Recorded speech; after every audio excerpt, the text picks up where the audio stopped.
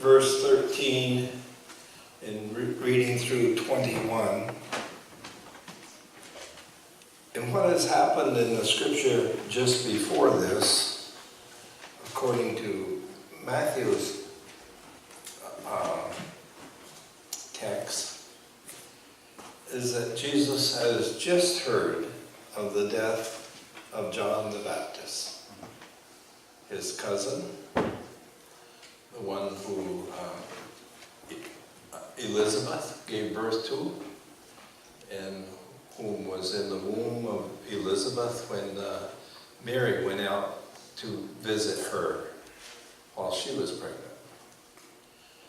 The one who had baptized Jesus in the River Jordan, and perhaps who had been closest to him in his growing up years. Same age. When Jesus heard about John, he withdrew in a boat to a deserted place by himself.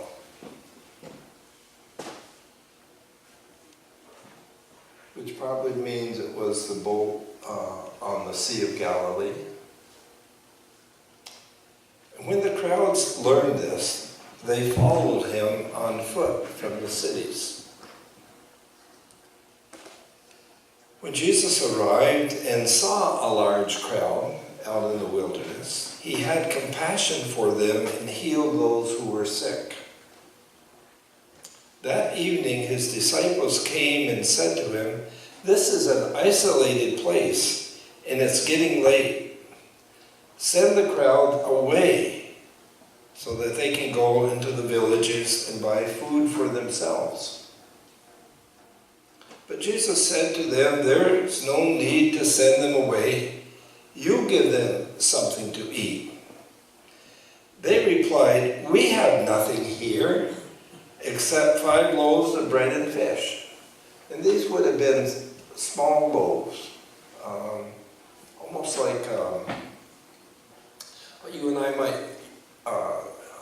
eat the size of when you have a reception after a funeral, or you have just those short ones, and 2 fish, and the fish would have been like sardine size. He said, "Bring them here to me." He ordered the crowds to sit down on the grass. He took the 5 loaves of bread and the 2 fish, looked up to heaven, blessed them, and broke the loaves apart and gave them to his disciples. Then the disciples gave them to the crowds. Everyone ate until they were full, and they filled 12 baskets with the leftovers. About 5,000 men, plus women and children. So we're probably talking 10,000 persons being fed. They had all eaten. Praise the Lord for this word. In the response, Hallelujah. Amen. Amen. Now may the words of my lips and the meditations of all of our hearts be acceptable in thy sight, O Lord, you who are our rock and our Redeemer. Amen. I was away about 2 weeks and got home very late on Thursday night. Went out to the garden yesterday, or on Friday, and weeded a little bit, but I was amazing the weeds did not take 2 weeks away. And they grew well. But it was very hard weeding because the soil was so dry. And then of course we got the good rain on, I got about 2 inches of rain on Friday evening. And so yesterday morning I thought, well, the weeding will be a lot easier. So I went out and I wanted to weed where I had planted some of my cauliflower and also some of the cucumbers near there. And So I got down and I started to weed, and realized after a bit that some of the roots were not coming up quite like I would have liked on some of the weeds, so I said, I need my trowel. And of course the trowel was up around another part of the garden. So I left there, and went up and got the trowel and started back, and I said, oh, the weeds are really thick where these zinnias are. And I got down on my hands and knees and weeded there for a long time. And they really looked good. I got back into some of the beets and did that. Then I went up by a couple of the raised beds and got some weeding near the tomatoes and some of the others. I thought, wow, it's getting pretty hot out here. And the air was pretty thick yesterday morning. And so I said, oh, the reason I got out here weeding was to weed this, where the cauliflower was. I got down there and I was so tired, I said, I think we'll just go in and take a break. And I don't know about you, but that's kind of oftentimes what happens. I'm going to go do something, and another thing captures me, and another thing, and another thing. And before you know it, you may or may not get back to the original. One of my favorite characters in the family, in the comic section, and of course, is the family circus, little Billy. Billy, will you go get a cup of sugar from the neighbor? And Billy travels the whole neighborhood and sees everything. And when Jesus hears of the death of John, he's in grief.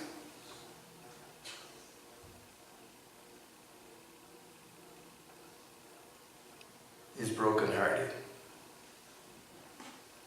When that happens to any of us, we don't know what we're doing. We just go through the motions. And Jesus gets into a boat with his disciples, and they go to a deserted place. It's probably not that far from Capernaum, a couple other cities, but back in the wilderness. He wants to get away and grieve by himself.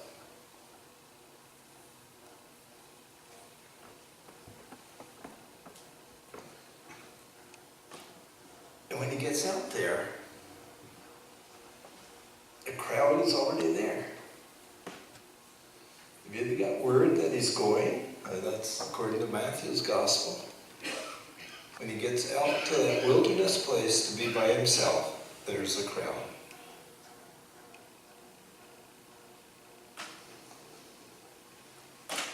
And the crowd creates a reaction by Jesus, which is why I became a Christian. It wasn't about his teachings that attracted me to Jesus. I mean, they do. But that wasn't what attracted me about Jesus. It wasn't about whether he was theologically, smart. But when he saw the crowd, he had compassion.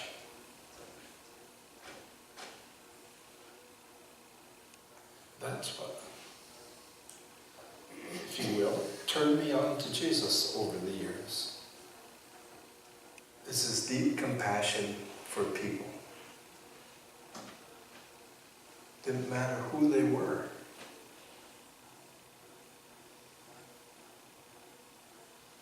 His heart went out to them. He's mindful of that when I was driving home from the Baltimore area and called my wife at the rest stop just before you come across the George Washington Bridge, debating if I wanted to go across the bridge or drive further and go up north and miss it. A little later, I had wished that I'd done the other. Went across the bridge, which wasn't bad. The bridge, took a while, but that's a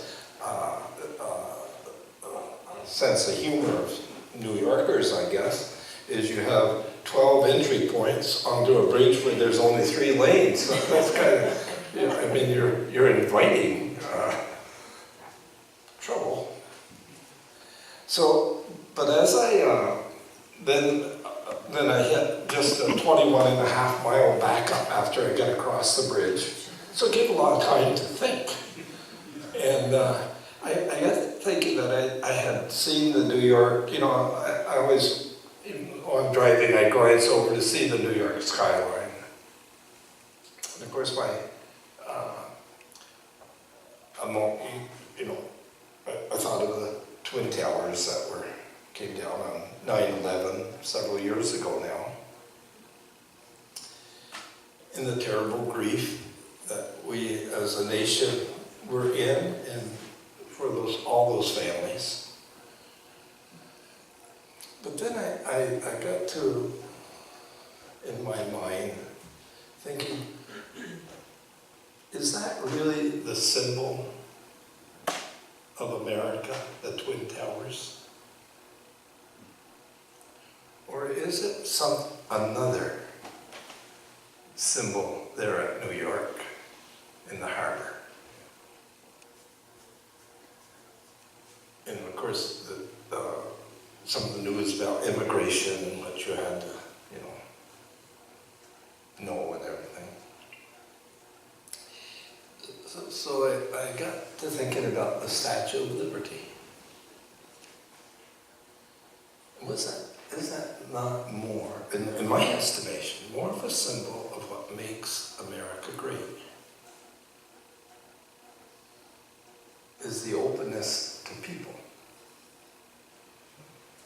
So I could remember some of the poem, but I didn't know it all. So I'll read it to you. By Emma Lazarus. Not like the blazoned giant of Greek fame, with conquering limbs astride from land to land, here at our sea-washed sunset gate shall stand a mighty woman with a torch, whose flame is the imprisoned lightning in her name, Mother of Exiles. From her beacon hand glows worldwide welcome, her mild eyes command the air-bridged harbor that twin cities frame. Keep ancient lands your storied pomp, cries she with silent lips. Give me your tired, your poor, your huddled masses, yearning to breathe free. The wretched refuge of your teeming shore, send these the homeless, tempest-tossed, to me. I lift my lamp beside the golden door. When Jesus is in grief, out in the wilderness, the crowds come, he has compassion, and he heals them. And the day goes on. And gets toward evening. He realizes these crowds didn't have a McDonald's handy, or a Burger King, or a Wendy's. I want to give equal, to all of them. Or Kentucky Fried. There was no quick food place. And he said to the disciples, "You feed them." This is the only miracle. This is the only miracle that's in all 4 Gospels. It's the only miracle that's mentioned in every one. The details of them differ a little bit. So he says, feed them. And Philip says, if we fed them, there's no way we could afford it. We don't have the money. And well, the other Gospels has Andrew, and Luke's Gospel, I believe it. Andrew says there's a little boy here, and he has some loaves and some fish. Probably his picnic lunch.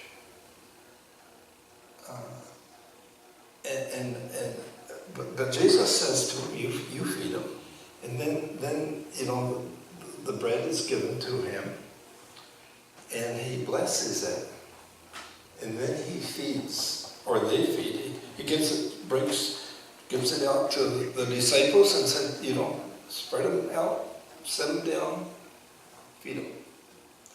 And they feed about 10,000.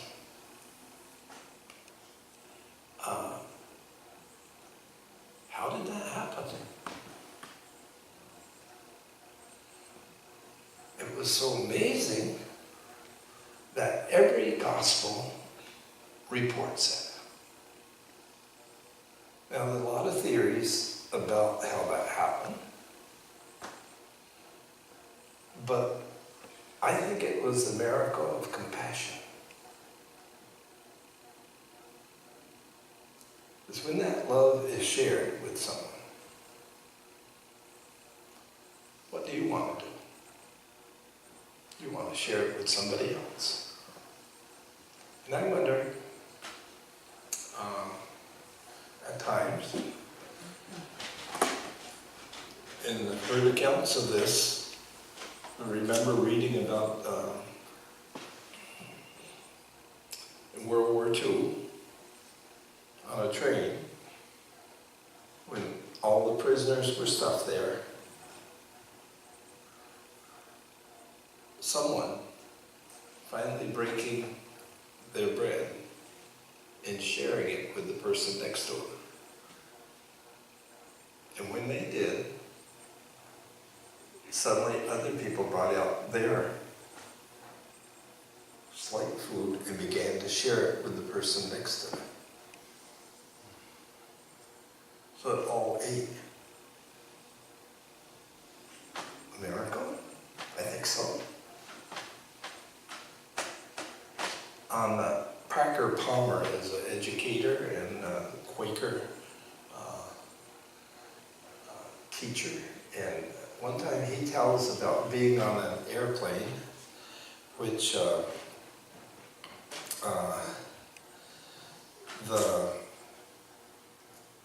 had landed, and not everybody got off, but it had a stop. And at that stop, the food truck was supposed to come.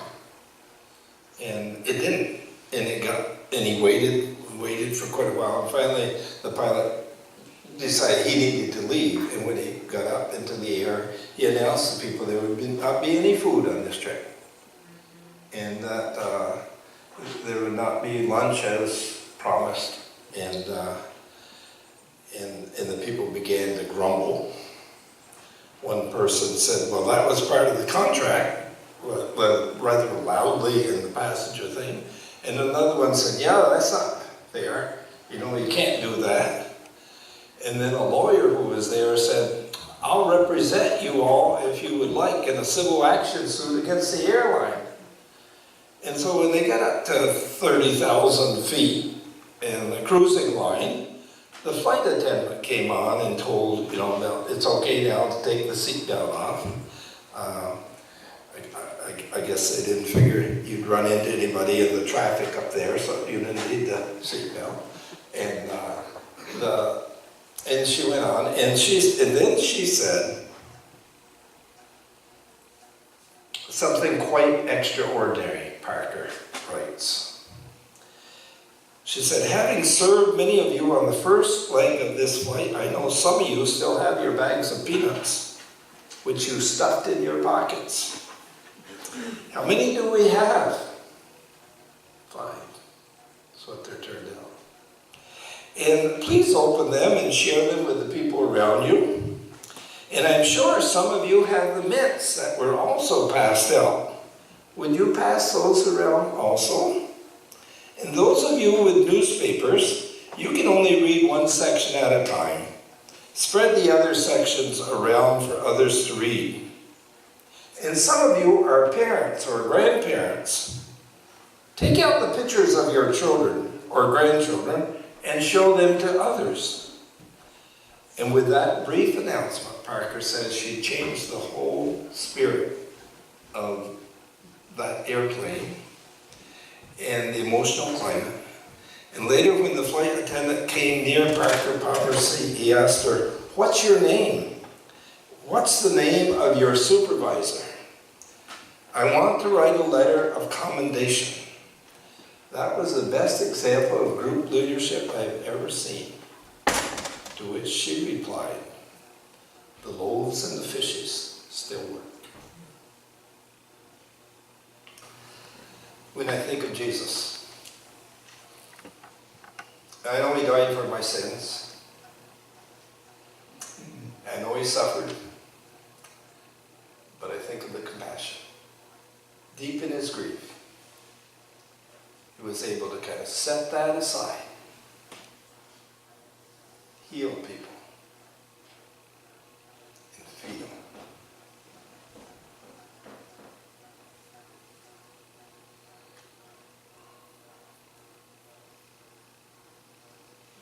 That's pretty powerful.